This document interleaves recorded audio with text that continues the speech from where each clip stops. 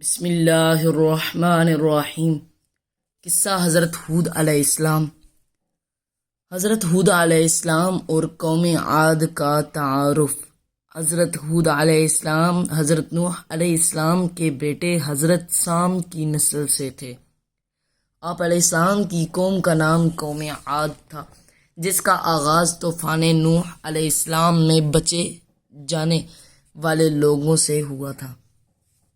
یہ قوم ساحل سمندر پر ریت کے ٹیلوں والے علاقے احقاف میں آباد تھی۔ اللہ سبحانہ تعالیٰ نے انہیں لمبے چوڑے جسم دیے، بہت مال اور اولاد دی۔ وہ لمبے لمبے ستونوں والے محل بناتے تھے، جس کی وجہ سے انہیں قوم ارام بھی کہا جاتا ہے۔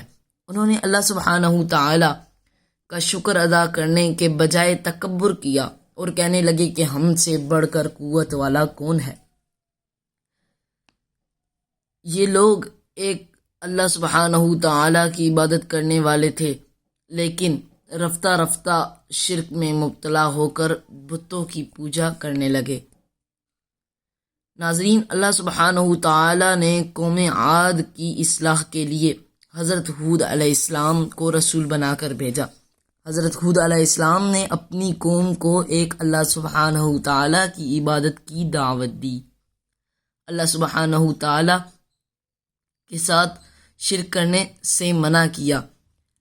آپ علیہ السلام کی دعوت توحید پر قوم کے کافر سرداروں نے معاذ اللہ حضرت ہود علیہ السلام سے کہا کہ تم نادان ہو اور ہم تمہیں اللہ سبحانہ تعالیٰ کا رسول نہیں مانتے۔ سرداروں نے اپنی قوم سے حضرت ہود علیہ السلام کے بارے میں کہا کہ وہ تو تمہاری طرح کا ایک انسان ہے، جیسے تم کھاتے ہو ویسے وہ بھی کھاتا ہے، جیسے تم پیتے ہو ویسے وہ بھی پیتا ہے، اس لیے وہ اللہ سبحانہ تعالیٰ کا رسول نہیں بلکہ ایک عام انسان ہے، اور تم اس کی بات نہ مانو۔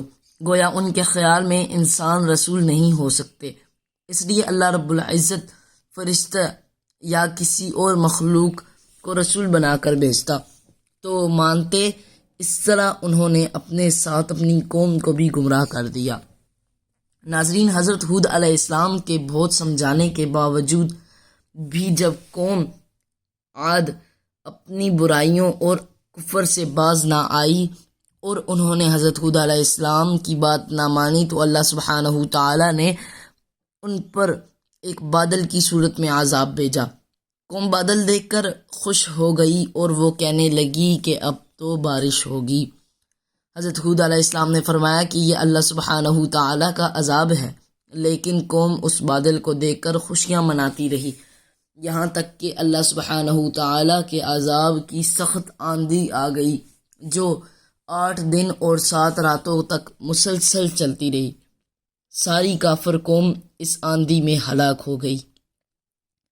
ناظرین، وہ آندھی جس چیز پر چلتی اسے ریزہ ریزہ کر دیتی۔ اس آندھی نے انہیں اس طرح اٹھا کر پھینکا جیسے کھجور کے کھوکھلے تنے ہوں۔ اس طرح ان کے تکبر اور کفر کی وجہ سے دنیا میں ان پر اللہ سبحانہ تعالیٰ کا عذاب اور آخرت میں بھی انہیں سزا دی جائے گی۔ ہمارے چینل کو لائک کریں، سبسکرائب کریں، شیئر کریں۔ السلام علیکم ورحمۃ اللہ وبرکاتہ۔